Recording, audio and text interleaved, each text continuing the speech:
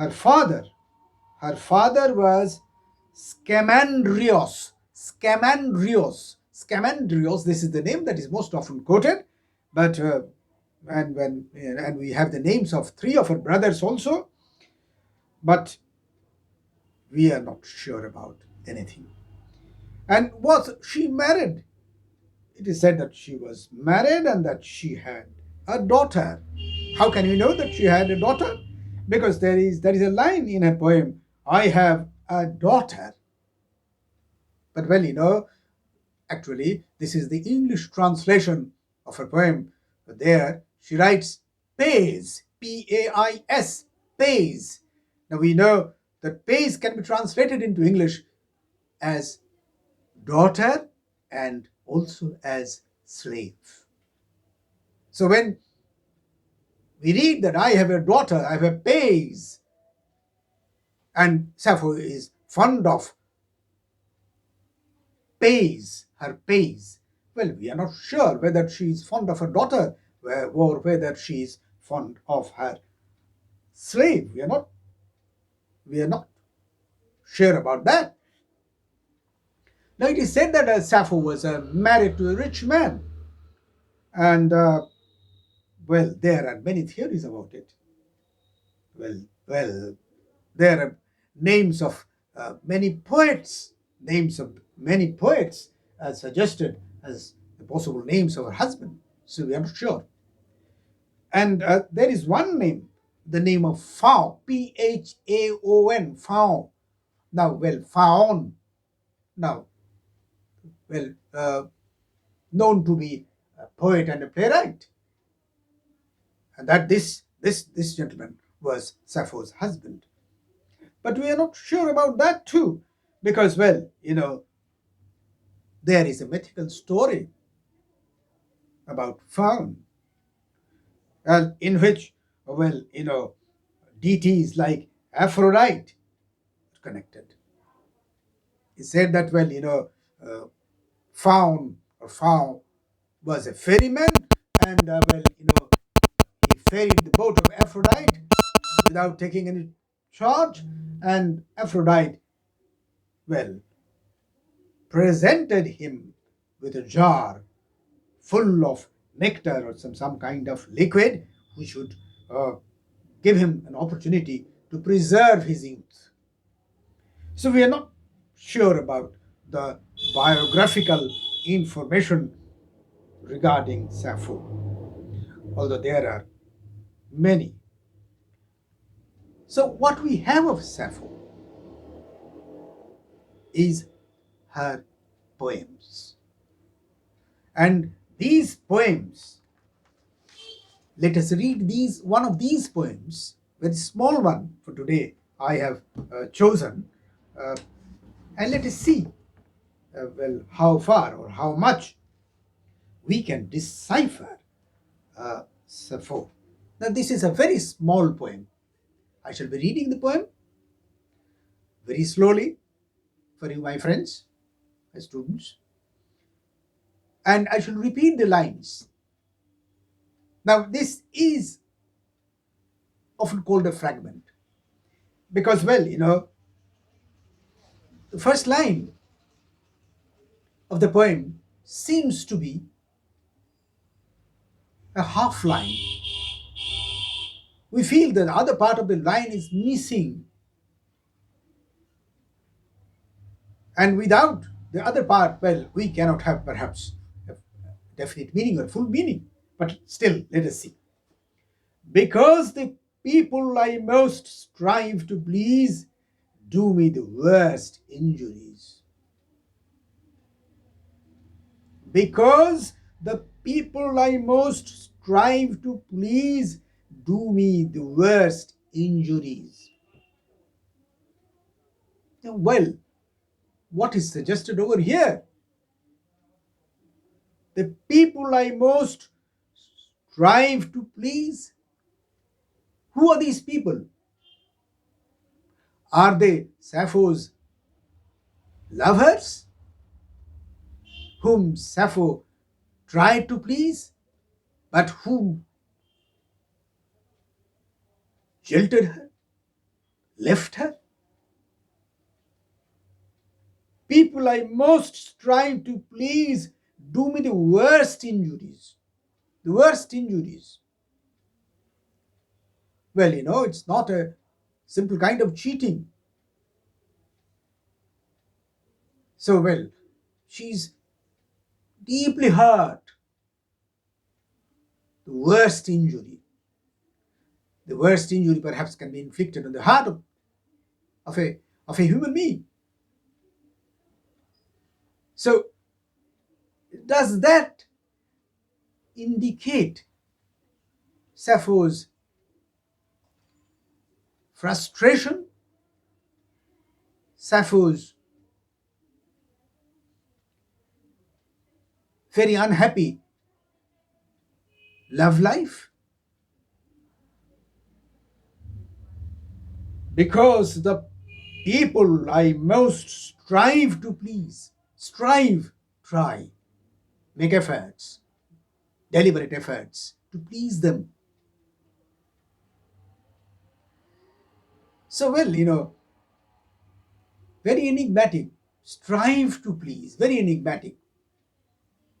Because Sappho, from other information or from the information that we receive or that we get from the poems themselves, Sappho doesn't seem to be a timid kind of a human being, striving to please. Is it the predicament? Is it the predicament of an unfortunate woman trying to please the man, the lover, and time and again being neglected, insulted, and rejected by the man? So I most strive to please, do me the worst in injuries.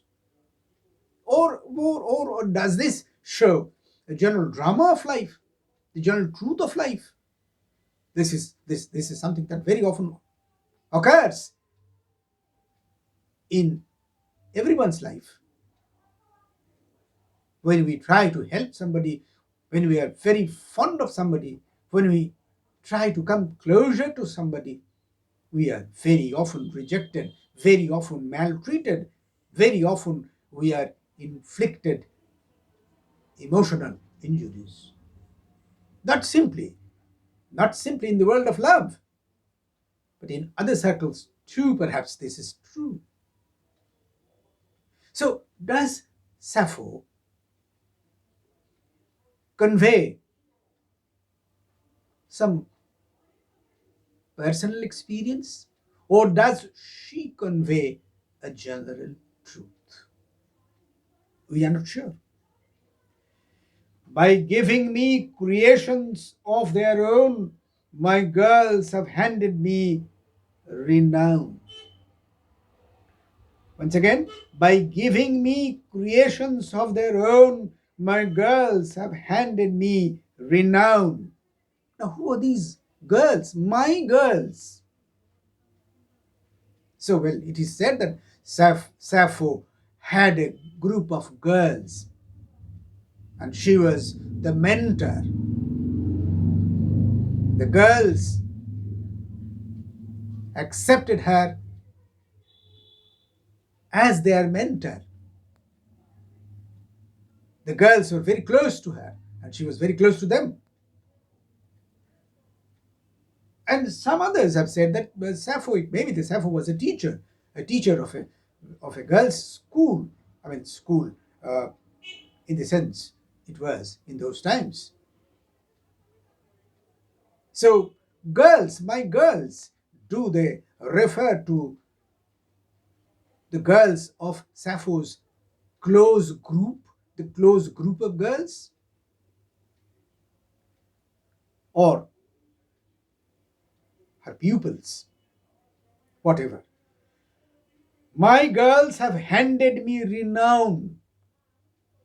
So, well, we can connect these two lines with the two and a half lines of the first stanza. These two lines are, well, they are the second stanza. In the second stanza, we have these two lines only. So, well, my lovers, they have insulted me, rejected me outright. But my girls, they have given me honor by giving me their creations. Now, what the creations are? What are these creations? Songs, dances, or should we think that Sappho is addressing the audience in a festival, in a function, in a program organized by her group? And there she wants to convey her feelings about her girls, that she has been neglected and insulted by others, many others, whom she tried to please. But her girls, the girls in her group, they have given her honor by their creations. Now, by their creations, well, are these creations artifacts? No, they are perhaps, these creations perhaps refer to the songs and the dances that the girls will be presenting. Because that will be clear from the third and the last stanza that consists of three lines.